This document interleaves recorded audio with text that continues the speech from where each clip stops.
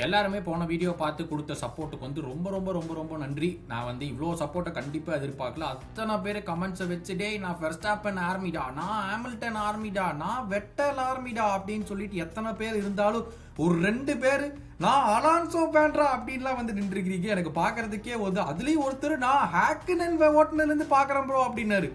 எப்பா என்னையோட பயங்கர சீனியராக இருப்பீங்களே போறியே ப்ரோ அப்படின்னு சொல்லி நான் ரெஸ்பாண்ட் பண்ணியிருந்தேன். ஸோ மறக்காம அந்த மாதிரி காமெண்ட்ஸை வச்சுக்கிட்டே இருங்க. இந்த வீடியோ எப்படின்னு பார்த்தீங்கன்னா தம்ப்நெயிலே பார்த்துருப்பீங்க, ஒரு ஸ்டார்டர் கிட் மாதிரி. எப்படி தாண்டா நிறைய பேர் போட்டிருந்தீங்க, எனக்கு ஒன்றுமே புரிய மாட்டேங்குது ப்ரோ. இந்த மாதிரி வீடியோ எனக்கு பிடிச்சிருக்கு, எனக்கும் பார்க்கலான்னு இன்ட்ரெஸ்ட் இருக்கான, எனக்கு எதுவுமே தெரியாது, நான் என்னத்தை பார்க்கறது அப்படின்னு வந்து கேட்டுட்டு இருந்தீங்க. ஒன்று கவலை வேணாம், கௌதம் இருக்கும்போது கவலை எதற்கு அப்படின்னு சொல்லிட்டு 101 to Formula 1.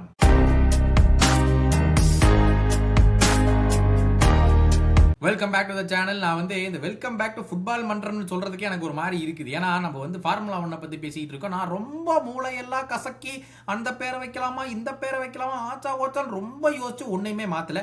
அதனால உங்களுக்கு வந்து ஐடியா இருந்துச்சுன்னா டக்குன்னு அந்த நேம்ஸ் எல்லாமே டக்குன்னு போட்டிங்கன்னா நம்ம வந்து எது நல்லா இருக்கு அப்படின்னு சூஸ் பண்ணி ஒரு போல் மாதிரி வச்சு அப்போ நம்ம அப்படியே மாற்றி விட்டுறலாம். கொஞ்சம் தமிழ் கலந்த மாதிரி ஒரு நேமை சொல்லுங்க, டப்பு நம்ம வந்து நேமை மாற்றிட்டு எல்லா ஸ்போர்ட்ஸையும் இது பண்ணுற மாதிரி நம்ம வந்து நேமை மாற்றிடுவோம். அதுக்குன்னு எல்லா ஸ்போர்ட்டையும் கவர் பண்ண முடியாது, முடிஞ்ச அளவுக்கு எவ்வளோ முடியுமோ அப்படி வந்து ட்ரை பண்ணுறேன். பட் ஃபர்ஸ்ட்லி ஃபார்முலா 1 எப்படி, ஏன், என்ன நடக்குது, எப்படி ஃபாலோ பண்ணணும், எதுக்கு, எத்தனை டீம் இருக்காங்க, எத்தனை டிரைவர் இருக்கானுங்க, ரொம்ப குழப்புது அப்படின்னு நினச்சிங்கன்னா கவலை வேண்டாம், நான் இருக்கேன். ரொம்ப ஈஸியாக சிம்பிளாக இன்னைக்கு வந்து எக்ஸ்பிளைன் பண்ணிடுறேன். ஓகேவா? அடிக்கடி நான் வந்து ஃபுட்பாலுக்கு வந்து கம்பேர் பண்ணியே பேசுகிறேன். நம்ம மக்கள் எல்லாருமே ஃபுட்பால் ஃபேன்ஸாக இருக்கீங்க, அதனால் ரொம்ப ஈஸியாக வந்து உங்களுக்கு புரியுற மாதிரி கம்பேர் பண்ணி பேசினா ரொம்ப ஈஸியாக போயிடும். ஸோ ஃபர்ஸ்ட்லி ஃபார்முலா 1 வந்து ஒரு வருஷம் நடக்கும். எப்பவுமே மார்ச்சில் ஆரம்பித்து டிசம்பர் வரைக்கும் நடந்து அந்த சீசன் வந்து முடியும். எப்பவும் போல் நம்ம ஃபுட்பால் வந்து ஒவ்வொரு லீகு மாதிரியே தான் இங்கேயும் லீகு. எப்படின்னா 24 ரேஸ் இருக்கும். அங்கே எப்படி ஒவ்வொரு நம்ம பிரீமியர் லீக்ல 38 மேட்ச் இருக்கா, 38 மேட்ச் மாதிரி இங்கே வந்து 24 மேட்ச்னு வச்சுக்கோங்க. So 24 race. ஓகேவா? 24 ரேஸ் வந்து உலகம் ஃபுல்லாக அந்தந்த நாடுல ஒரு வருஷத்துக்கு மார்ச்ல ஆரம்பிச்சு டிசம்பர் வரைக்கும் 24 ரேஸ் நடக்கும். ஒவ்வொரு ரேஸ்லையுமே எப்பவுமே 10 டீம் தான் இருந்துச்சு. இந்த வருஷத்துல இருந்து 11 டீம். ஸோ மொத்தமாக 11 டீம். ஒவ்வொரு டீமுக்குமே 2 டிரைவர் ஓட்டுவாங்க. ஒரு டிரைவர் கிடையாது, 2 டிரைவர் ஓட்டுவாங்க. அதில் பெரிய சூழ்ச்சி, ஒரு டீம் டாக்டிக்ஸ், அந்த மாதிரி நிறைய விஷயம் இருக்கு 2 டிரைவர் ஓட்டுறதுனால. ஸோ அதனால ஈச் டீமுக்கு 2 டிரைவர் ஓட்டுவாங்க. அந்த ஒவ்வொரு ரேஸையுமே கிராண்ட் ப்ரீ அப்படின்னு சொல்லுவாங்க. அது ஒரு வார்த்தை சும்மா ரேஸ்ன்னு கூட சொல்லிக்கோங்க, அது கிராண்ட் ப்ரீன்னு சொல்லுவாங்க. ஸோ நாங்கள் எல்லா வீடியோலையுமே வந்து கிராண்ட் ப்ரீன்னு சொன்னோம்னா என்ன அது இவங்க வளர்றானுங்களே, ரேஸ்ன்னு சொல்லுங்கடா அப்படின்னு நீங்கள் நினச்சிங்கன்னா அது ஒன்றும் இல்லை. அது வந்து ஒவ்வொரு ரேஸையுமே கிராண்ட் ப்ரீன்னு சொல்லுவாங்க. அண்ட் இங்கே எடுக்கிற அந்த 24 ரேஸுக்கு அப்புறம் எடுக்கிற பாயிண்ட்ஸை எல்லாம் சேர்த்தி கடைசியில் யாருப்பா வின்னர், கடைசியில் எந்த டீமுப்பா வின்னர், எந்த டிரைவர் வின்னர் அப்படின்னு சொல்லிட்டு 2 அவார்டு கொடுப்பாங்க. ஸோ மொத்தமாக அந்த டீமுக்கு ஒரு அவார்டு, எந்த டீம் ஜெயிச்சது, எந்த டிரைவர் வின் பண்ணா அப்படின்னு சொல்லிட்டு. ஸோ டிரைவர் வின் பண்ணுறது பேர் வந்து டிரைவர் சாம்பியன்ஷிப்பாங்க. இந்த டீம் வின் பண்ணுற பேர் வந்து கன்ஸ்ட்ரக்டர்ஸ் சாம்பியன்ஷிப் அப்படின்னு சொல்லுவாங்க. ஏன்னா காரை கன்ஸ்ட்ரக்ட் பண்ணுறாங்க இல்லை, ஸோ அதனால வந்து கன்ஸ்ட்ரக்டர்ஸ் சாம்பியன்ஷிப். ஓகேவா? ஸோ 2 அவார்டு தான் சீசன் எண்டில் வந்து முடியும். ஸோ அடுத்தது நம்ம வந்து என்னென்னு எடுத்து பார்த்தோம்னா வந்து எப்படி இந்த பாயிண்ட்ஸ் வருது. நான் சொன்னேன்ல பாயிண்ட்ஸ் கொடுக்க போகிறாங்க அப்படின்னு சொல்லி பார்த்தோம்னா அடுத்தது வந்து எப்படா இந்த பாயிண்ட்ஸ் வருது அப்படின்னு வந்து நீங்கள் எடுத்து வந்து கேட்கலாம். ஸோ நான் ஏற்கனவே ரேசஸ் பற்றி வந்து சொல்லியிருந்தேன் எப்படி வந்து இது வரப்போகுதுன்ட்டு. ஒவ்வொரு ரேஸ்லையுமே வந்து 22 டிரைவர் ஓட்டுவாங்க கரெக்டாக. ஆனால் டாப் 10ல் முடிக்கிறவங்களுக்கு மட்டும்தான் பாயிண்ட்ஸ். ஓகேவா? நம்ம வந்து எல்லா இதுலையுமே வந்து எல்லா டிரைவர் 22 டிரைவருக்குமே வந்து பாயிண்ட்ஸ் கொடுத்தா என்ன ஆகுது, அதனால் வந்து டாப் 10 டிரைவர்ஸ்க்கு மட்டும்தான் வந்து பாயிண்ட்ஸு. அதனால் வந்துட்டு அந்த டாப் 10 டிரைவருக்கு வந்து பாயிண்ட்ஸ் எப்படின்னா பார்த்தோம்னா ஃபர்ஸ்ட் முடிச்சவங்களுக்கு 25 பாயிண்ட், செகண்ட் முடிச்சவங்களுக்கு 18 பாயிண்ட், தேர்டு முடிச்சவங்களுக்கு 15, 12, 10, 8, 6, 4, 2, 1 அப்படின்னு சொல்லிட்டு டாப் 10 அப்படின்னு முடிக்கிறவங்களுக்கு மட்டும்தான் வந்து பாயிண்ட்ஸ் வந்து கொடுக்கப்படும். ஒவ்வொரு ரேஸுக்குமே வந்து முடியும் போது யார் டாப் 10 முடிக்கிறாங்களோ அவங்களுக்கு மட்டும்தான் பாயிண்ட்ஸ். இது வந்து நார்மலாக நடக்கிற ஒரு ரேஸில் கொடுக்கப்படுற ஒரு பாயிண்ட்ஸ். ஓகேவா? ஸோ இதில் வந்து நான் ஏற்கனவே சொல்லியிருந்தேன் 24 ரேஸ் இருக்குது மொத்தமாக வந்துட்டு அந்த ஒரு சீசனுக்குன்னு சொல்லிட்டு. இப்போ உங்களுக்கு ஸ்க்ரீனில் தெரியும் 24 ரேஸ் எங்கே, எப்போ, என்ன டேட்டில் அப்படின்னு சொல்லிட்டு அந்த இமேஜில் வந்து போட்டிருக்கோம். ஸோ ஒவ்வொரு ரேஸுக்குமே ஒரு ஃபார்மேட் இருக்குது. இதில் வந்து இப்போ வந்து ஒரு மேரத்தான் ஓடுறீங்கன்னு வைங்க. மேரத்தான் ஓடும்போது யார் முன்னாடி நிற்கணும் யார் பின்னாடி நிற்கணும்லாம் ஒன்றும் முடிவு பண்ண மாட்டாங்க. எல்லாமே ஒரே இடையே நின்று ஓட ஆரம்பிங்கடா அப்படிம்பாங்க. ஆனால் இங்கே அப்படி பண்ண முடியாதுல்ல, ஒரே இதில் 22 கார் எப்படி நிற்க வைக்கிறது? அதனால வந்து எப்படி நிற்கணும் அப்படிங்கிறதுக்காக ஒவ்வொரு சனிக்கிழமையும் குவாலிஃபையிங் அப்படின்னு சொல்லிட்டு ஒன்று வைப்பாங்க. ஸோ குவாலிஃபையிங் அப்படின்னு எதுக்குன்னா ரேஸை எவன் ஃபர்ஸ்ட்ல ஸ்டார்ட் பண்ணும், யார் அவனுக்கு பின்னாடி கொஞ்சம், அப்புறம் தேர்டு கொஞ்சம் பின்னாடி, ஃபோர்த்து கொஞ்சம் பின்னாடி சொல்லிட்டு அந்த ஸ்டார்டிங் ட்ராக்ல எப்படி நிக்க வைக்கிறதுக்காக குவாலிஃபையிங் அப்படின்னு ஒன்று நடக்கும். ஸோ இந்த குவாலிஃபையிங்ல 22 கார் போட்டி போடுவாங்க. எப்படின்னா இந்த குவாலிஃபையிங்க 3 பிரிப்பாங்க. Q1 qualifying 1, qualifying 2, qualifying 3. So இதில் ரேஸில் இந்த குவாலிஃபையிங்கில் என்ன பண்ணுவாங்கன்னா ஒவ்வொரு குவாலிஃபையிங்க்கும் 3 செக்மெண்ட்டாக பிரிக்கிறாங்க. ஒவ்வொரு செக்மெண்ட்டுக்குமே ஒரு சர்டன் டைம் லிமிட் இருக்கும். ஃபர்ஸ்ட் செக்மெண்ட்டுக்கு வந்து 15 நிமிஷம், செகண்ட் இதுக்கு வந்து 12 நிமிஷம், தேர்டுக்கு வந்து 10 நிமிஷம் சொல்லிட்டு 3 டைம் லிமிட்டாக வந்து பிரிப்பாங்க ஒவ்வொரு குவாலிஃபையிங் இதுக்கு. இந்த வருஷம் வந்து அந்த டைம் லிமிட்டையும் மாற்றிட்டாங்களான்னு தெரியல. பட் இந்த ஒவ்வொரு செக்மெண்ட்ல என்ன நடக்கும்னா 22 காருமே ஒரு லேப்னா ஒவ்வொரு ரேஸ் சொன்னால 24 ரேஸ்லையும் வந்துட்டு ஒவ்வொரு ரேஸ்லையுமே ஒரு லேப். சில இடத்துல வந்து 3 கிலோமீட்டர் இருக்கும், சில இடத்துல வந்து 4 கிலோமீட்டர் இருக்கும்.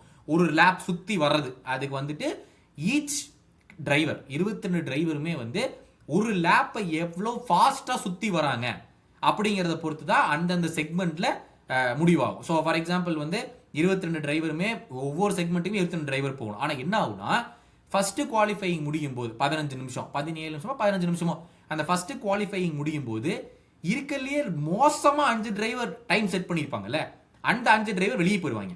அப்போ என்ன ஆகும், 17 டிரைவர் தான் குவாலிஃபையிங் 2க்கு வருவாங்க. 17ஓ 15ஓ இந்த வருஷம் எப்படி ரூல்ஸ் மாற்றிருக்காங்கன்னு தெரியல. ஸோ குவாலிஃபையிங் 2க்கு அதே மாதிரி அந்த 15ஓ 17 டிரைவரோ மறுபடியும் ஒரு லேப் போயிட்டு வருவாங்க.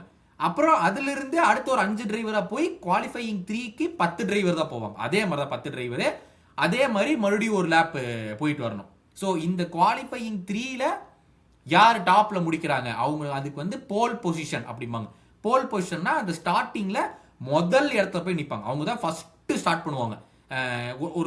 ஒரு இன்ச்சு 2 இன்ச்சு வந்து ஒவ்வொரு இதுக்கு காருக்கும் பின்னாடி கேப் இருக்கும். அதான் வந்து முடிவு பண்றது யார் வந்து ஸ்டார்ட் பண்ணுவாங்க, பின்னாடி யார் வருவாங்க அப்படின்னு சொல்லிட்டு. ஸோ அந்த ஃபர்ஸ்ட் முடிகிறவங்க போல் பொசிஷன் அப்படிம்பாங்க. ஸோ அந்த குவாலிஃபையிங் 3ல அந்த ஒரு லேப் போயிட்டு வரதுல யார் பெஸ்ட் டைம் செட் பண்றாங்களோ அவங்க வந்து போல் பொசிஷனை ஸ்டார்ட் பண்ணுவாங்க. ஸோ நீங்க கேட்கலாம், அப்போ ஒவ்வொரு செக்மெண்ட்லயும் ஒவ்வொரு டிரைவர் ஒரு லேப் தான் போகணுமான்னு? கிடையாது, எத்தனை லேப் ஆனாலும் போகலாம். ஆனா ஏதோ ஒரு லேப்ல ஃபாஸ்டஸ்ட் டைம் வந்துடுறது வந்து எடுத்துக்குவாங்க, கணக்கு எடுத்துக்குவாங்க. நீ 10 லேப் கூட போகலாம் அந்த ஒரு 15 நிமிஷத்துக்குள்ளார, அது அவங்க பிரச்சனை கிடையாது. நீ எத்தனை லேப் ஆனாலும் ஓட்டிக்கோ. ஆனா ஒரு லேப்ல எந்த லேப்ல ஃபாஸ்டஸ்ட் டைம் சுத்தி வரையோ அந்த டைம் மட்டும் தான் எடுத்து வச்சுக்குவாங்க. ஸோ அதே மாதிரி தான் குவாலிஃபையிங் 1, குவாலிஃபையிங் 2, குவாலிஃபையிங் 3. ஓகேவா? இது முடிஞ்சுதான் அந்த ரேஸ்ல எங்க நிற்க இப்போ இமேஜ் தெரியும், அந்த எந்தெந்த இடத்துல நிற்கணும்னு சொல்லிட்டு முடிவு. இதுதான் குவாலிஃபையிங். அதுக்கப்புறம் ரேஸ் அந்த இடத்துல இருந்து ஆரம்பிச்சு குவாலிஃபையிங்ல எந்த பாயிண்ட்ஸுமே கிடையாது. அப்புறம் ரேஸ் நடக்கும். ஸோ இந்த வருஷம் 24 ரேஸ்ன்னு சொல்லியிருந்தேன்ல, இது வந்து சுவாரஸ்யம் பத்தலை அப்படின்னு சொல்லிட்டு என்ன முடிவு பண்ணுவாங்கன்னா, ஒரு 2 வருஷத்துக்கு முன்னாடி இருந்து ஸ்பிரிண்ட் அப்படின்னு ஒரு ஃபார்மேட் கொண்டு வந்தாங்க. என்னன்னா 6 ரேஸ்ல 2026ல 6 ரேஸ்ல மட்டும் என்னென்ன ரேஸ்ன்னு பார்த்தீங்கன்னா 6 ரேஸ்ல மட்டும் Chinese grand prix second race, 6th Miami grand prix, 7th Canadian grand prix, 11th British grand prix, 14th Dutch grand prix and 18th Singapore grand prix. இந்த 6 ரேஸ்ல மட்டுமே வந்துட்டு ஸ்பிரிண்ட்னு ஒரு விஷயம் நடக்க போகுது. என்னன்னா ஸ்பிரிண்ட் ஒரு சின்ன ரேஸ் மாதிரி. என்னன்னா 100 கிலோமீட்டர் 100 கிலோமீட்டர்ல யார் வந்து ஃபர்ஸ்ட் முடிக்கிறாங்க அப்படிங்கறத பொறுத்து ஒரு சின்ன ரேஸ் மாதிரி. என்னன்னா அந்த வீக்கெண்ட்ல அந்த ஒரு ரேஸ்ல ஸ்பிரிண்ட்டும் நடக்கும், நார்மல் ரேஸும் நடக்கும். ஓகேவா? ஸோ நார்மல் ரேஸ் ஞாயிற்றுக்கிழமை நடக்கும், இந்த ஸ்பிரிண்ட் ரேஸ் சனிக்கிழமை நடக்கும். சரி, இந்த ஸ்பிரிண்ட்டுக்கு எப்படா வந்து லைன் அப் பண்ணி நிற்பாங்க அப்படின்னு பார்த்தீங்கன்னா, யூ காட் த பாயிண்ட். அதுக்கு ஒரு குவாலிஃபையிங் வெள்ளிக்கிழமை நடக்கும். ஸோ அந்த ஸ்பிரிண்ட் ரேஸுக்கான குவாலிஃபையிங் வந்துட்டு வெள்ளிக்கிழமையே வச்சுட்டு நார்மல் ரேஸுக்கான குவாலிஃபையிங்க சனிக்கிழமை வைப்பாங்க. ஸோ 2 குவாலிஃபையிங் நடக்கும் அந்த வீக்கெண்ட்ல மட்டுமே. ஸோ ஸ்பிரிண்ட் ரேஸ் அதே மாதிரி தான், அதே குவாலிஃபையிங்க 3 தடவை பண்ணி யார் ஸ்பிரிண்ட் ரேஸ்ல யார் நிற்கிறாங்கன்னு சொல்லிட்டு, அதே மாதிரி மெயின் ரேஸ்க்கும் மறுபடியும் ஒரு குவாலிஃபையிங் வச்சு அதுல யார் மெயின் ரேஸுக்கு நிற்கிறாங்க அப்படின்னு சொல்லிட்டு. ஸ்பிரிண்ட் ரேஸ்ல டாப் 8ல முடிக்கிறவங்களுக்கு மட்டும்தான் பாயிண்ட்ஸ். 8, 7, 6, 5, 4, 3, 2, 1 அந்த மாதிரி டாப் 8ல முடிக்கிறவங்களுக்கு மட்டும்தான் பாயிண்ட்ஸ். அதுவுமே வந்து அந்த டிரைவர்ஸ் சாம்பியன்ஷிப்புக்கும் கன்ஸ்ட்ரக்டர் சாம்பியன்ஷிப்புக்கும் ஆட் ஆகிட்டே தான் வரும். ஓகேவா? ஃப்ரைடே நடக்கிற குவாலிஃபையிங் வந்துட்டு சாட்டர்டே ஸ்பிரிண்ட் ரேஸ், சாட்டர்டே நடக்கிற குவாலிஃபையிங் வந்து சண்டே மெயின் ரேஸுக்கு. இது எப்படின்னா வந்து ஒருவேளை ஒருத்தன் வந்து ஸ்பிரிண்ட்லையும் ஃபர்ஸ்ட் முடிச்சு ரேஸ்லையும் ஃபர்ஸ்ட் முடிக்கிறாங்க அப்படின்னா 25 + 8 33 பாயிண்ட் மொத்தமா ஒரு வீக்கெண்ட்லேயே வந்து ஒரு டிரைவர் வாங்கிட்டு போயிடுவாங்க. ஓகேவா? இதான் வந்து ஸ்பிரிண்ட் ரேஸ். 100 கிலோமீட்டர் கணக்கு பண்ணி ஒரு லேப்ல எத்தனை கிலோமீட்டர் வருதுன்னு பார்த்து அத்தனை லேப் ஸ்பிரிண்ட்டுக்கு மட்டும் ஓட்டுவாங்க. சரி, மெயின் ரேஸ்ல எத்தனை லேப் ஓட்டுவாங்க அப்படின்னு பார்த்தோம்னா ஒவ்வொரு ட்ராக் பொறுத்து அவங்க வந்து நம்பர் ஆஃப் லேப்ஸை வந்து முடிவு பண்ணிடுவாங்க. ஓகே, இந்த ரேஸுக்கு இத்தனை லேப்பு, இந்த ரேஸ்க்கு இத்தனை லேப் அப்படின்னு சொல்லிட்டு ஒவ்வொரு ட்ராக் பொறுத்து அந்த நம்பர் ஆஃப் லேப்ஸ் மாறும். ஏன்னா ஒவ்வொரு ட்ராக் பொறுத்த வரைக்கும் அந்த கிலோமீட்டர் வேற மாதிரி இருக்கும்ல. ஸோ அதனால வந்து ஒவ்வொரு ரேஸை பொறுத்து ஒவ்வொரு லேப் வந்து மாறும். ஓகேவா? ஸோ இதான் வந்து ஒரு வீக்கெண்டில் என்ன விஷயம் நடக்க போகுது அப்படிங்கிறதா வந்து இப்போ இது வரைக்கும் நடந்த விஷயம். ஸோ 24 ரேஸ் அப்படின்னு சொல்லியிருந்தேன். அதே மாதிரி வந்துட்டு 11 டீம் அப்படின்னு சொல்லியிருந்தேன். கரெக்டா? ஸோ இந்த 11 டீம் யாரெல்லாம் அப்படின்னு சொல்லிட்டு வந்து பார்த்தீங்கன்னா பயங்கரமான ஃபேமஸான டீம்ஸ் எல்லாம் உங்களுக்கு ஏற்கனவே தெரியும். அதை போக வந்துட்டு மீதி இருக்கிற டீம்ஸ் யார் அப்படின்னு பார்த்தீங்கன்னா இந்த வருஷம் 11 டீம்னு சொல்லியிருந்தேன்ல. ஸோ ஒவ்வொரு டீமுக்கும் 2 டிரைவர். ஸோ ஃபர்ஸ்ட் வந்து மெக்லாரன் போன வருஷம் அவங்க தான் வந்து ஜெயிச்சாங்க. டிரைவர்ஸ் சாம்பியன்ஷிப்பை வந்து போன வீடியோ சொல்லியிருந்தேன். நாரிஸ், அப்படி லேண்டோ நாரிஸ்னு ஒரு டிரைவர் ஜெயிச்சிருந்தா. அவங்க கூட ஓட்டுறது வந்துட்டு ஆஸ்கர் பியாஸ்ட்ரி அப்படின்னு சொல்லிட்டு இன்னொரு டிரைவர். ஸோ அவங்க 2 பேரும் தான் வந்து மெக்லாரனுக்கு இந்த வருஷமும் ஓட்டுறாங்க. மர்சிடிஸ் டீமுக்கு வந்துட்டு ஜார்ஜ் ரசல் அண்ட் கிமி ஆண்டோனெல்லி அப்படின்னு 2 டிரைவர் ஓட்டுறாங்க. ரெட்புலுக்கு வந்து மேக்ஸ் வெர்ஸ்டாப்பன் அண்ட் ஐசக் ஹட்ஜார் அப்படின்னு 2 டிரைவர் ஓட்டுறாங்க. வில்லியம்ஸுக்கு அலெக்ஸ் ஆல்பான் அண்ட் கார்லோஸ் சைன்ஸ் அவங்க ஓட்டுறாங்க. ரேசிங் புல்ஸ் அப்படிங்கிற ஒரு டீமுக்கு லியம் லாசன் அண்ட் ஆர்விட் லின்பிளாட், அந்த ஃபர்ஸ்ட் அதான் வந்து ருக்கி டிரைவர். அந்த ஆர்விட் லின்பிளாட்ங்கிற டிரைவர் தான் ஃபர்ஸ்ட் அவனோட ஃபர்ஸ்ட் சீசன் இந்த வருஷம். அவனுக்கு வந்து ருக்கி சீசன் இந்த வருஷம் ஓட்ட போறான். ஆஸ்டன் மார்டனுக்கு உங்க எல்லாத்துக்குமே தெரிஞ்ச பெர்னாண்டோ அலான்சோ அண்ட் அந்த ஓனரோட பையன் லான்ஸ் ஸ்ட்ரால் அவதான். ஹார்ஸ் டீமுக்கு வந்து எஸ்டபான் ஓகான் அண்ட் ஆலி பெர்மன் அப்படின்னு சொல்லி 2 பேர். ஆல்பின் டீமுக்கு பியர் கேஸ்லி அண்ட் கோலபின்டோ. கேடலாக் புது டீமா உள்ள வராங்க. ஸோ கேடலாக் டீமுக்கு வந்துட்டு வால்டரி பாட்டாஸ் அண்ட் சர்ஜியோ பெரஸ் வந்து ஒரு வருஷம் போன வருஷம் இல்ல, மறுபடியும் இந்த வருஷம் திரும்பி வராப்ல. சர்ஜியோ பெரஸ் ஏற்கனவே ரெட்புல் ஓடிட்டு இருந்த டிரைவர். அண்ட் இந்த வருஷம் சௌபர் அப்படிங்கிற ஒரு டீம் போன வருஷம் இருந்தது வந்துட்டு இப்ப மெதுவா அவுடி அவங்க வந்து உள்ள வராங்க. இந்த வருஷம் வந்து அவங்களுக்கு 2 டிரைவர் வந்து நிக்கோ ஹல்கன்பர்கும் பார்டோலட்டோ அவங்க 2 பேர் ஓட்டுறாங்க. And legendary formula 1 team Ferrari, Scuderia ஃபெராரிக்கு இந்த வருஷமும் லூயிஸ் ஹாமில்டன், சார்ல்ஸ் லெக்லெர்க் அப்படின்னு 2 டிரைவர் ஓட்டுறாங்க. சரி, இந்த 2 டிரைவருக்கு எப்படிதான் அப்படின்னு வந்து கான்ட்ராக்ட் அப்படிலாம் போடுவாங்க பார்த்தா, ஒவ்வொரு டீமுமே ஒவ்வொரு டிரைவருக்கு மேபி சிங்கிள் இயர் கான்ட்ராக்ட் கொடுக்கலாம், 2 வருஷ கான்ட்ராக்ட் கொடுக்கலாம், ஏன் 5 வருஷ கான்ட்ராக்ட் கூட கொடுக்கலாம். ஈச் கான்ட்ராக்ட் ஈச் இயருக்கு இவ்வளோ பேமெண்ட் எல்லாமே யூஸ்வல் ஒரு ஃபுட்பால் பிளேயர் கொடுக்குற கான்ட்ராக்ட் மாதிரி. ஆனால் என்ன விஷயம்னா அந்த கான்ட்ராக்டை வந்து முடிகிற வரைக்கும் அந்த டிரைவர் அந்த டீமுக்கு தான் ஓட்டி ஆகணும். இல்லைன்னா நடுவில் அந்த டீம் வந்து அந்த டிரைவர் டே நீ கிளம்புடா அப்படின்னு சொல்லலாம். அப்புறம் அடுத்த வருஷம் வந்துட்டு அந்த டிரைவர் வேற டீமுக்கு ஓட்டலாம். இந்த டிரான்ஸ்ஃபர் ஃபீஸ் கொடுக்கணும் அப்படி இப்படிங்கிறதா எந்த இதுவுமே கிடையாது. வழக்கமாக ஒரு கான்ட்ராக்டை போட்டுட்டு அந்த கான்ட்ராக்ட் முடிகிற வரைக்கும் அந்த டிரைவர் ஓட்டுவான். இல்லை கான்ட்ராக்ட் நடுவில் கேன்சல் பண்ணி கிளம்புடா நீ அப்படின்னு சொல்லிட்டாங்கன்னா அவன் அடுத்த வருஷம் வந்து வேற டீமுக்கு வந்து ஓட்டலாம். ஒன்றும் பிரச்சனை கிடையாது. நடுவில் கூட வந்து இன்னொரு டீமு கூட ஓட்டலாம், எந்த பிரச்சனையும் கிடையாது. கான்ட்ராக்ட் இருக்குது, இல்லை கான்ட்ராக்ட் கேன்சல், அவ்வளோதான். கான்ட்ராக்ட் வச்சுக்கிட்டு பெஞ்சில் எல்லாம் உட்கார வைக்க முடியாது. ஒன்னா ஓட்டணும், இல்லைன்னா வந்து உனக்கு கான்ட்ராக்ட் இல்லை போட அப்படின்னு சொல்லிட்டு அனுப்பிச்சு விட்டுருவாங்க. ஸோ இதான் வந்து டீம்ஸு அண்ட் அந்த 22 டிரைவர் யார் அப்படின்னு சொல்லியாச்சு. நெக்ஸ்ட் கான்செப்ட் என்ன பார்த்தோம்னா வந்துட்டு பிட் ஸ்டாப் அப்படின்னு ஒரு கான்செப்ட் இருக்குது. என்னன்னா நம்ம வந்து நம்ம ஒரு கார் ஓட்டுறோன்னு வைங்க, ஒரு 20,000 கிலோமீட்டர் 30,000 கிலோமீட்டருக்கு அப்புறம் நம்ம வந்து போய் டயரை மாற்றுவோம். ஐயோ டயர் தேஞ்சு போச்சு, அந்த ட்ரெட் மார்க்ஸ் எல்லாம் டயரில் போயிடுச்சு, அதனால் நம்ம வந்து ஸ்பீடாக போனோம், இனிமேல் நம்ம பயப்படணும், ஐயோ பிரேக் போட்டால் வண்டி நிற்குமான்னு தெரியல, நம்ம பயப்படணும் அப்படின்னு சொல்லி நம்ம வந்து டயரை மாற்றுவோம். அதே மாதிரி இந்த காரெல்லாம் ஒரு 300 km/h ஸ்பீடில் ஓடிக்கிட்டு இருக்கு. ஸோ அதனால் வந்து டக்குன்னு பிரேக் அடிக்கும் போது சல்லு அந்த டயருடைய லைஃப் வந்து குறைஞ்சிக்கிட்டே இருக்கும். ஸோ அடிக்கடி இவங்க வந்துட்டு அந்த டயரை வந்து மாற்றினாங்கன்னா எக்ஸ்ட்ரா ஸ்பீடு போகலாம், அதுவும் இல்லாமல் பிரேக் அடிக்கும் போது நல்ல ஒரு கிரிப்பு கிடைக்கும். ஸோ அதனால் வந்துட்டு இந்த பிட் ஸ்டாப் அப்படிங்கிற ஒரு கான்செப்ட் வந்துட்டு என்னன்னா டிரைவர் எப்போ வேணாலும் உள்ளே போய் டக்குன்னு ஒரு 2 செகண்டில் டயரை மாற்றிட்டு மறுபடியும் வெளியே வந்து ரேஸை வந்து ஜாயின் பண்ணிடுவாங்க. ஈச் டிரைவர் எவ்வளோ லேப்ஸ் ஓட்டணுமோ அந்த லேப்ஸ் ஓட்டணும். நடுவில் ஏதோ ஒரு லேப்பில் உள்ளே வந்து டக்குன்னு டயரை மாற்றி சல்லுன்னு மறுபடியும் போயிடலாம். ஒரு 5 வருஷத்துக்கு முன்னாடி இருந்த வரைக்கும் அந்த ஃபியூவலை கூட வந்து நடு ரேஸில் அடிச்சுக்கிட்டு இருந்தாங்க. ஆனால் ஒரு சேஃப்டி கன்சர்னுக்காக வேண்டாம் அப்படின்னு சொல்லிட்டு மொத்த ஃபியூலையும் ஒரு ரேஸுக்கு எவ்வளோ தேவைப்படுமோ முதல்லயே அந்த காரில் வந்து இப்போல்லாம் அடிச்சிடுறாங்க. முதல்ல அந்த ஃபியூலையும் அடிச்சுக்கிட்டு இருந்தாங்க, பட் இப்போ வந்து மொத்தத்தையும் ஃபியூல் அடிச்சு இப்போ வந்து டயர் சேஞ்ச் மட்டும்தான். ஓகே, எத்தனை தடவை டயரை மாற்றலாம் நீங்கள் கேட்கலாம். எத்தனை தடவைனாலும் டயர் மாற்றலாம். டப்புன்னு ஒரு டயரை போட்டுட்டு போய் 5 லேப்பில் ஐயோ மறுபடியும் டயர் போச்சு சொல்லி மறுபடியும் கூட வந்து மாற்றிட்டு போகலாம். என்ன ஆகுன்னா வந்து நிறுத்தி மாற்றிட்டு வெளியே போகிறதுக்குள்ளார மற்ற டிரைவர்லாம் ஃபுல் ஸ்பீடில் போயிட்டு இருப்பாங்களா, இவங்களுக்கு வந்து டைம் போயிடும். ஐயோ நம்ம ரேஸ் லீடில் இருந்தோமே, உள்ள வந்து டயரை மாற்றி வெளியே போறதுக்குள்ள 4 பேர் நம்மளை ஓவர்டேக் பண்ணிட்டு போயிட்டானே, ஐயோ மறுபடியும் எப்படா போய் மாத்துறது அப்படின்னு சொல்லிட்டு இங்கே தான் FIA அப்படிங்கிற அந்த பாடி தான் F1 வந்து கவர்ன் பண்றது. எப்படி இந்த பிரீமியர் லீக் வந்துட்டு நான் அதுக்கு ஒரு பாடி இருக்கோ அதே மாதிரி FIAங்கிற பாடி தான் F1 கவர்ன் பண்றது. ஸோ அவங்க என்ன சொல்லியிருக்காங்க, அட்லீஸ்ட் நீ ஒரு தடவை பிட் ஸ்டாப் பண்ணியே ஆகணும். பிட் ஸ்டாப் பண்ணினாலும் டயர்ல நீ 2 டயர் ஆச்சு நீ ஓட்டணும். இப்போ எப்படின்னா நீ வந்துட்டு அந்த டயர் கான்செப்ட் வரும்போது சொல்றேன். ஃபார் எக்ஸாம்பிள் நீ வந்து சாஃப்ட் அப்படிங்கிற டயர்ல ஸ்டார்ட் பண்ணினா நீ பிட் ஸ்டாப் பண்ணினா அட்லீஸ்ட் வேற டயரை போடணும். திருப்பி இன்னொரு சாஃப்ட் டயரை போடக்கூடாது. அட்லீஸ்ட் ஹார்டு போடணும், இல்லை மீடியம் போடணும் அப்படிங்கிற அட்லீஸ்ட் 2 டிஃப்ரெண்ட் டயர்ஸை வந்து நீ வந்து போடணும். ஸோ அட்லீஸ்ட் ஒரு தடவை பிட் ஸ்டாப் பண்ணணும். அண்ட் அந்த பிட் ஸ்டாப் பண்ணும்போது நீ வேற டயரை மாற்றியே ஆகணும்.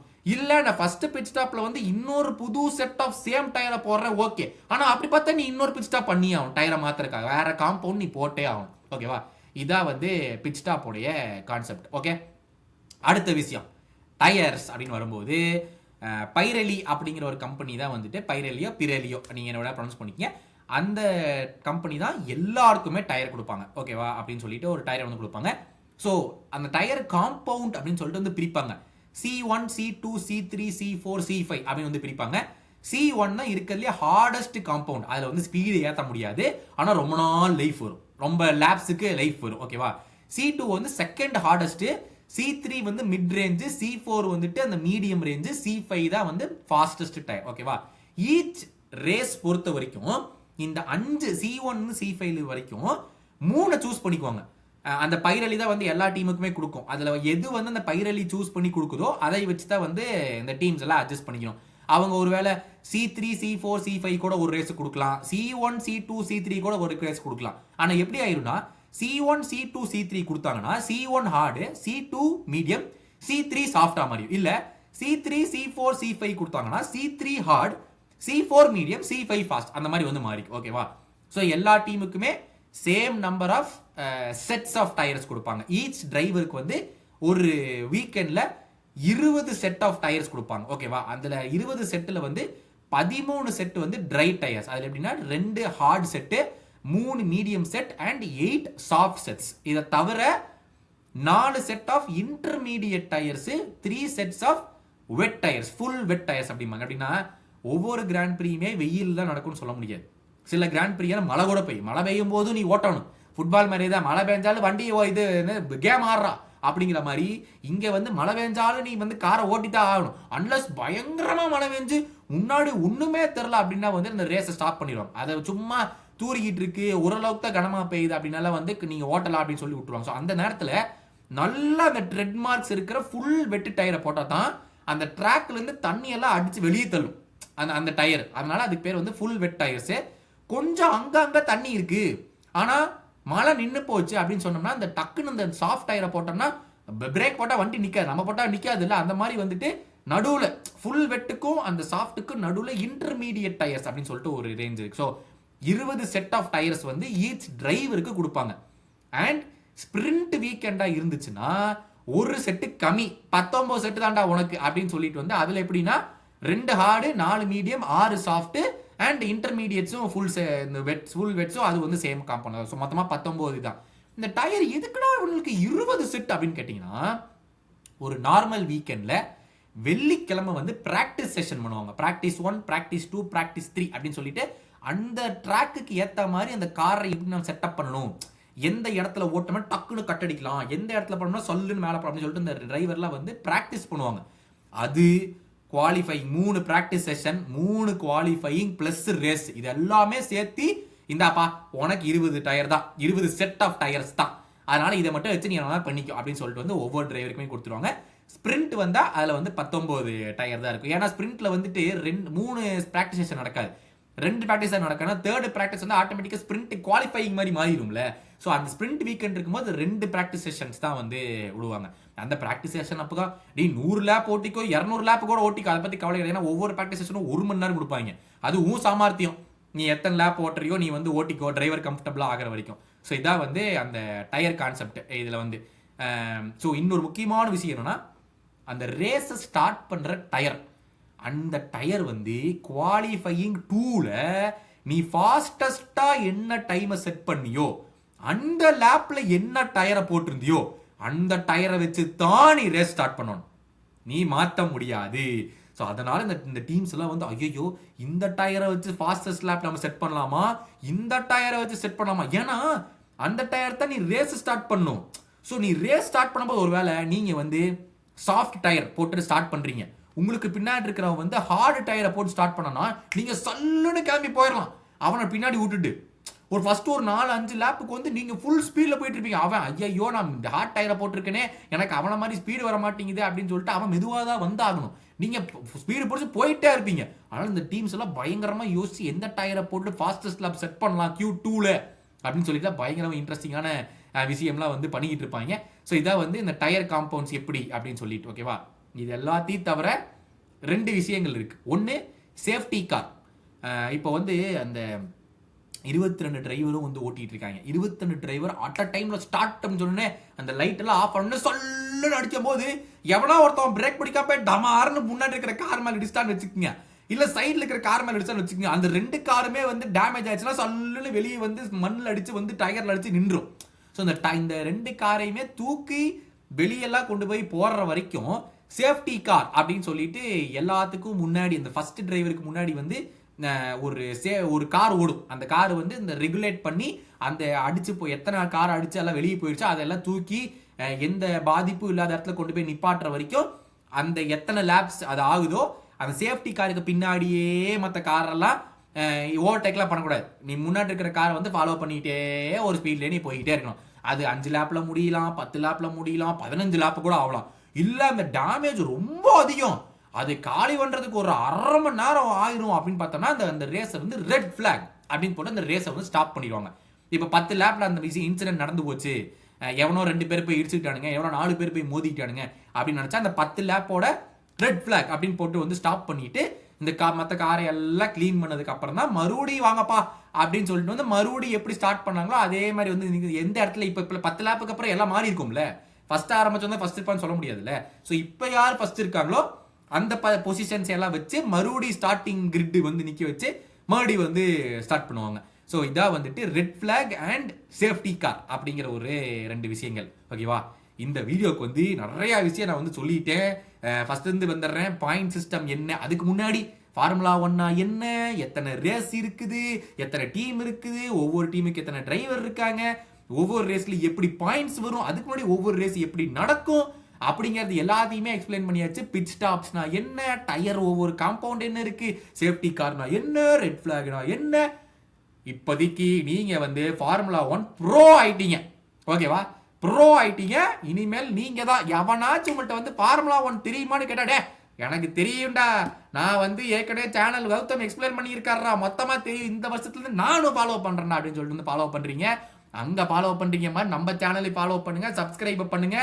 தப்பு நம்ம வந்து அடுத்த வீடியோ வருது. இந்த சீசனுக்கு வந்து ப்ரிவியூ அப்படின்னு வந்துட்டு நம்ம பேனல் மெம்பர்ஸ் எல்லாம் வராங்க.